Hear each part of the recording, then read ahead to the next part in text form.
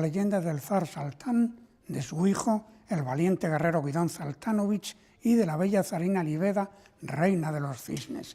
Este es el título, el precioso título de la 11ª de las 17 obras teatrales acabadas por Rimski-Kórsakov, que vamos, ningún compositor ruso tenía en aquella época una producción operística de semejante tamaño y sobre todo de semejante trascendencia, y es que Rimski ha sido una figura absolutamente trascendental en la historia de la ópera rusa, porque claro, ha creado un género y sobre todo ha creado un interés y una demanda incluso fuera de su país acerca de algo que prácticamente no existía o casi no existía, que era la ópera rusa con argumentos rusos en lengua rusa, naturalmente.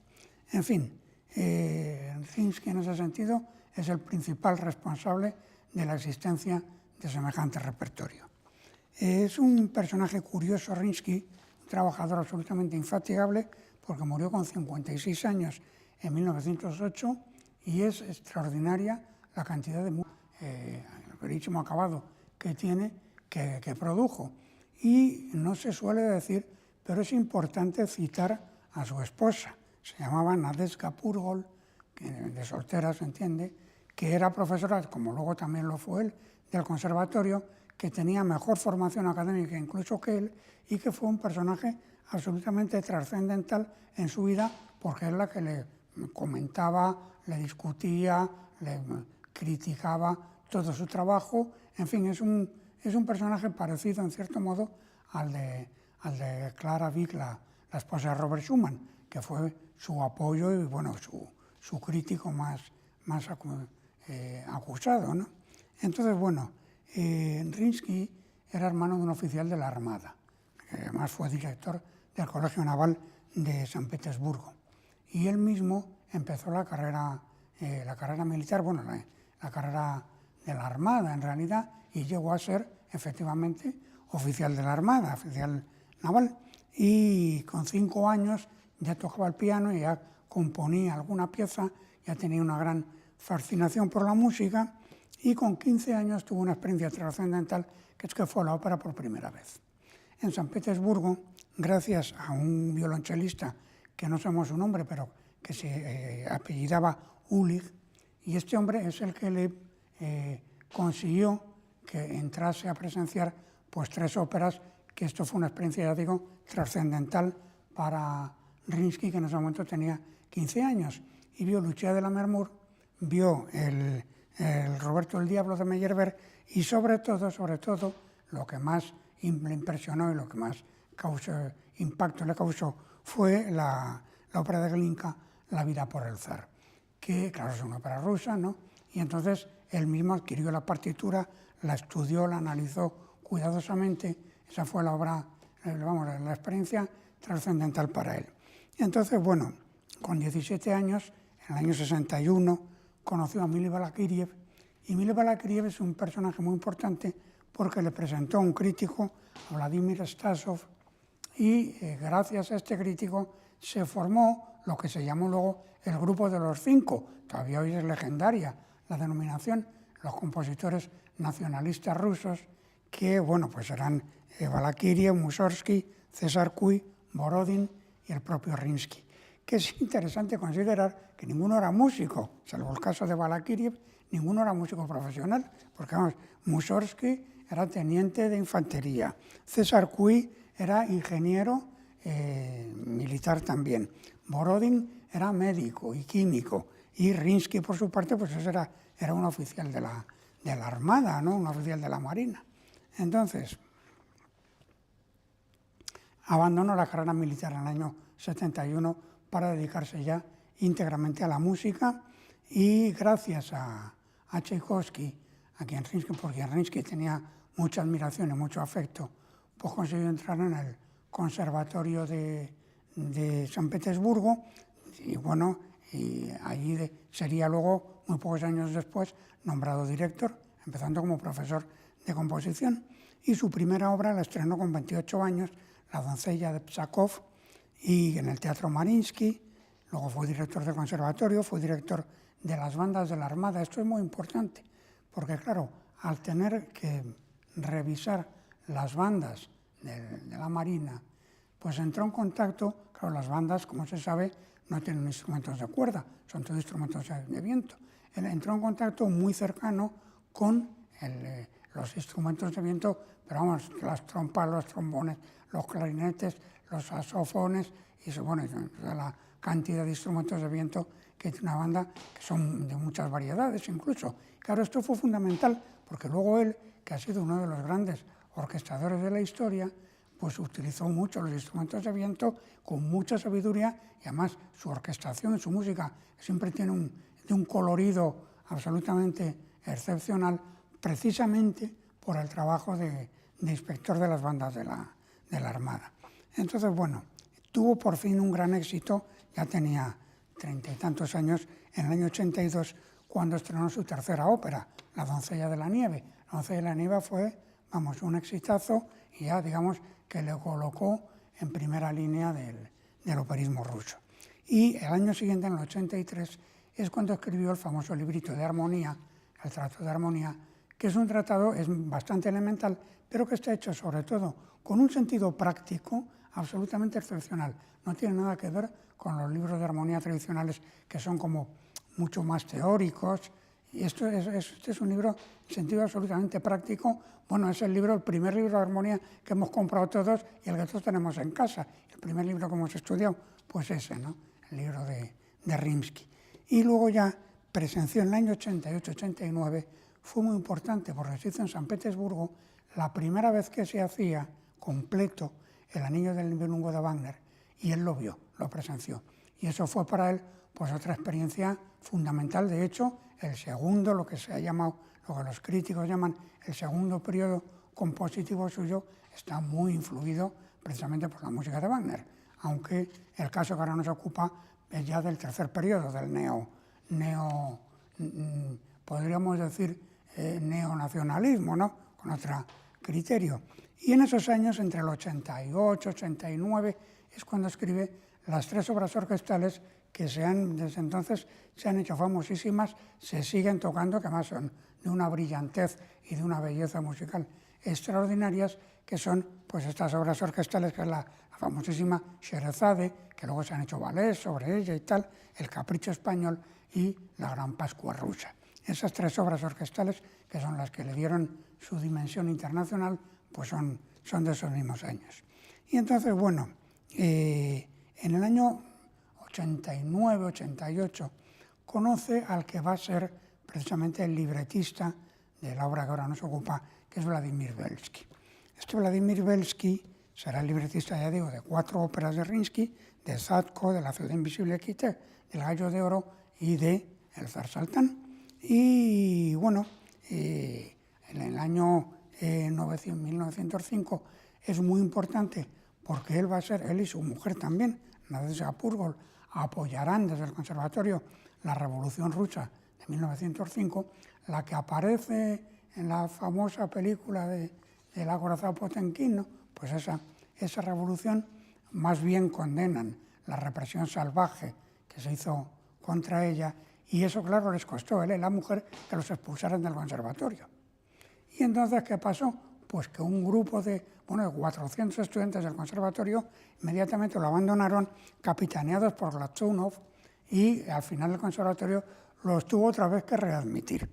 Y entonces, bueno, en el año 1907 va con la compañía de Diaghilev a París, y su música causa absoluta sensación, que era muy poco conocida o casi desconocida fuera de Rusia, y bueno, ya digo, causó sensación su presencia en París, y murió pues el año siguiente, el 21 de julio, ¿no? Entonces, bueno, El zar Saltán, la obra que ahora nos ocupa, y cuyo título completo es el que he leído al comienzo, ¿no?, se estrenó el 21 de octubre del año 1900 en el Teatro Solodovnikov de Moscú, que este teatro se llama, como se llama su fundador, se llamaba Gavrilo Solodovnikov, que era un comerciante, y había auspiciado la creación de este teatro con la condición de que no se hiciera solamente repertorio ruso, fuese música, fuese ópera, fuese teatro o fuesen conciertos.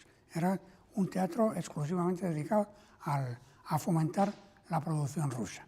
Y ahí es donde se estrenó la obra, que la dirigió, por cierto, Mikhail Hipólito Vivanov. Entonces, bueno, la obra, el primer lugar donde salió de Rusia y donde primera vez se estrenó fue en Barcelona, en 1924. Hay que decirlo en honor y en recuerdo del Teatro del Liceo, que la puso en Atriles en fecha pues, tan temprana, teniendo en cuenta la dificultad que la música rusa tenía para salir fuera de su país.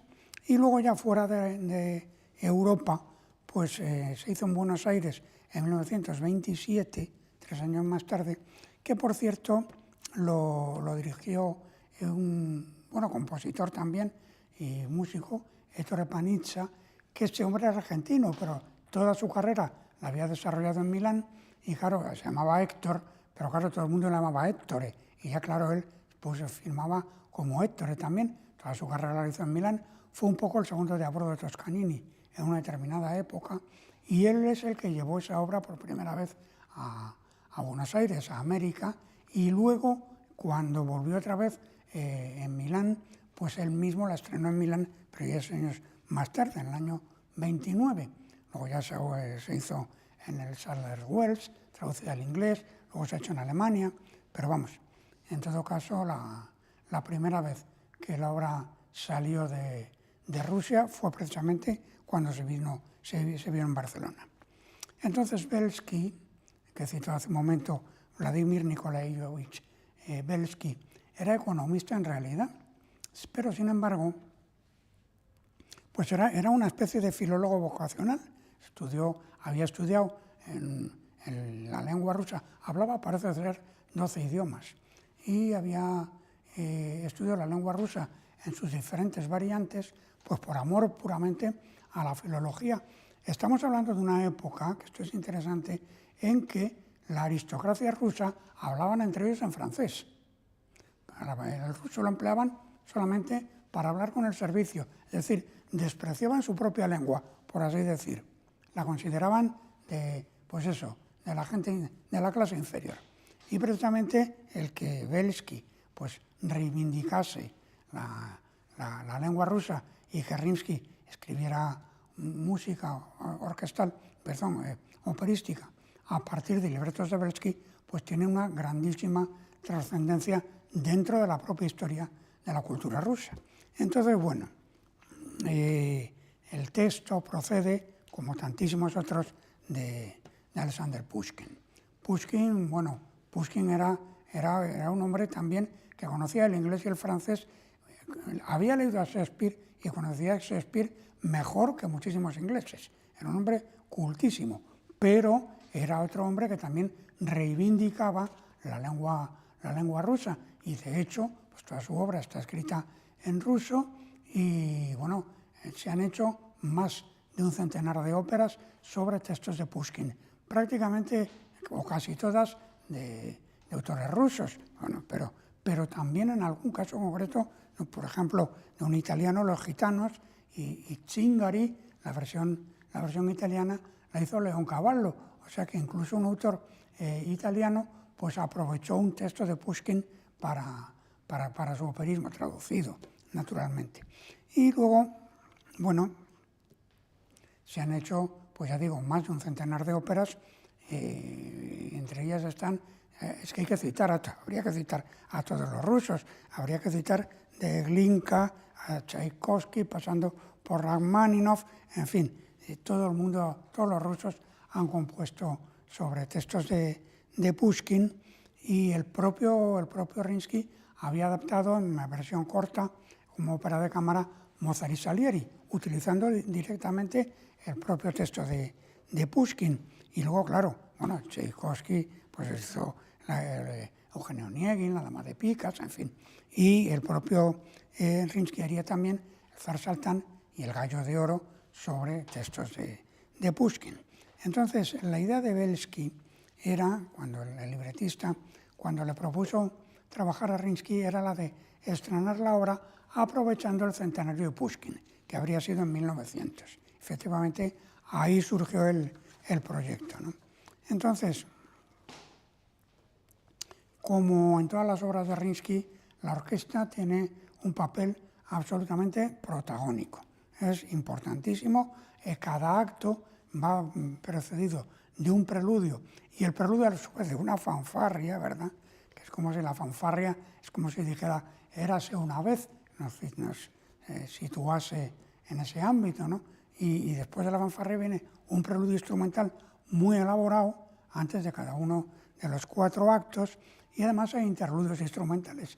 Hay uno que se ha hecho famosísimo, que se ha emancipado de la propia ópera y que se ha convertido en una pieza, vamos, de virtuosismo, que es el famoso el que cierra el primer cuadro del acto tercero, que es lo que popularmente se conoce con el nombre de el vuelo del moscardón, o el vuelo, en realidad es el vuelo del abejorro.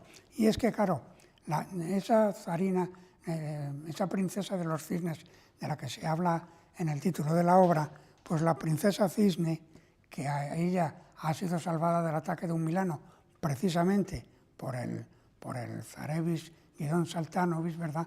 Pues en el tercer acto le convierte a él en abejorro o moscardón, ¿no? Con el fin de que pueda ir volando al barco donde va su padre, el zar Saltán, para que le pueda ver, porque claro, el zar Saltán cree que el hijo está muerto. En fin, es una historia de cuento fantástico, cuento de edad, además llena de humor, es muy, muy bonita y muy poética. Y es la princesa cisne la que convierte a Guidón Saltanovis en moscardón o en abejorro, en realidad. Y entonces, bueno, el estilo vocal que utiliza aquí Rimsky, como el de sus otras obras de la última etapa, pues es sobre todo la escritura vocal está ligada absolutamente a la pronunciación de la lengua. Es rigurosamente silábica, y ese juego silábico está basado en la prosodia y en el propio movimiento del habla, de cuando la lengua se habla, ¿no? Esto es muy importante, porque claro, todo el material temático y demás está en la orquesta y nunca pasa a las voces. Y es exactamente lo mismo que estaba haciendo contemporáneamente, naturalmente no tenían conocimiento el uno del otro, lo que estaba haciendo Debussy cuando componía Péléas Mélisande, su maravillosa ópera, que el material temático está siempre en la orquesta y no llega a la voz, y la voz está escrita de acuerdo con el movimiento de la prosodia francesa. Por otra parte, hay una gran similitud entre los dos, pero sin embargo es curioso que cuando Rimsky, como decía antes, cuando fue a París con la compañía de Diaghilev, pues le llevaron a ver Péléas Mélisande, que se había estrenado unos años antes, y resulta que no le gustó nada. Y hay una frase que, bueno, los biógrafos lo recogen cada uno de una manera, nos podíamos, apoyar en la declaración de Stravinsky, que fue alumno suyo y además gran admirador suyo, que además fue su primera esposa, era precisamente una hija de Rimsky, Katerina Gavrilova, ¿no? Y su primera esposa. Y entonces es Stravinsky el que dice, que recoge literalmente, parece ser, la frase que dijo Rimsky cuando vio la obra de Debussy, y es que más vale no ir a escucharla, pues se corre el riesgo de que le acabe gustando a uno. Una declaración verdaderamente pintoresca y paradójica, por otra parte, ¿no? En fin,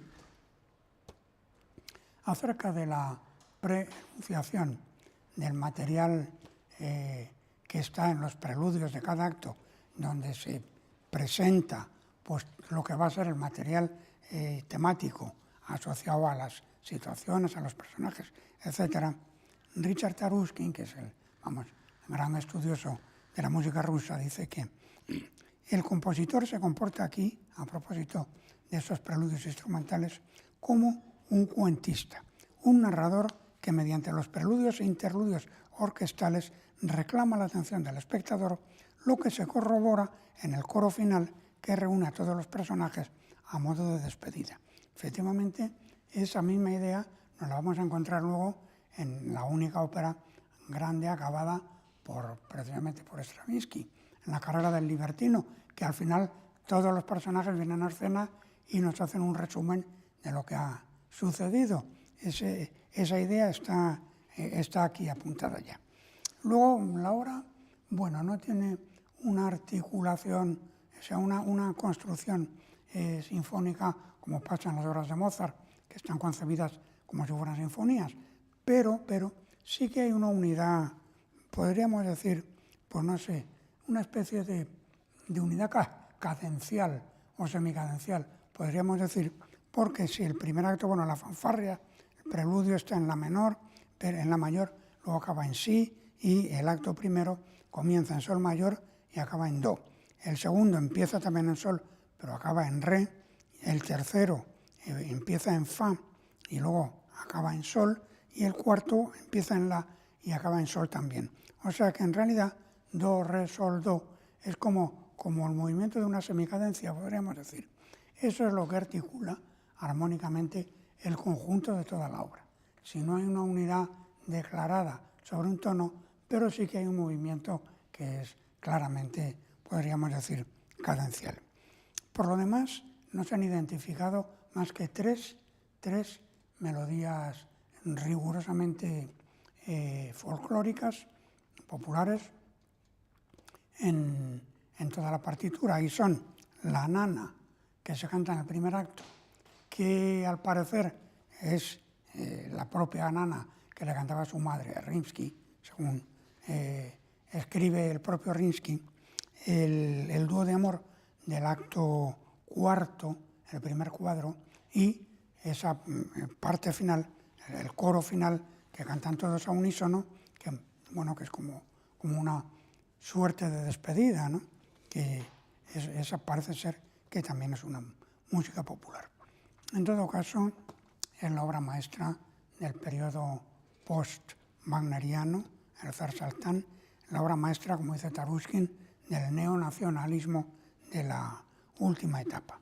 Y además, claro, que aúna pues, lo grotesco con lo poético, funciona extraordinariamente bien en ese sentido. El paso de un registro expresivo al otro. Y bueno, la obra, por otra parte, comienza con un trío de tres hermanas, que una es la que trabaja, las otras son las malvadas, que claro, es claramente una referencia, una semejanza con la Cenerentola, con la obra de Rossini, ¿no? En fin, para concluir, pues señalar la paradoja que el propio Rimsky declaró ya en una ocasión, que, en mi opinión, decía, un estilo musical ruso no existe, ni difiere de la creación de cualquier otro supuesto estilo local. Esto es muy interesante porque, claro, Rimsky pasa por ser el padre del nacionalismo ruso y, sin embargo, él mismo niega, en un escrito suyo, niega la existencia de un estilo musical ni ruso ni de ninguna otra parte, que lo que hay, dice, son escalas, por ejemplo, la escala pentatónica o la hexatónica, que existen en muchos folclores mundiales, pero que no existe un estilo ruso. En fin, Detlef Koyowy, que bueno, es un importante estudioso de la música rusa, ha muerto hace 20 o 23 años, ¿no?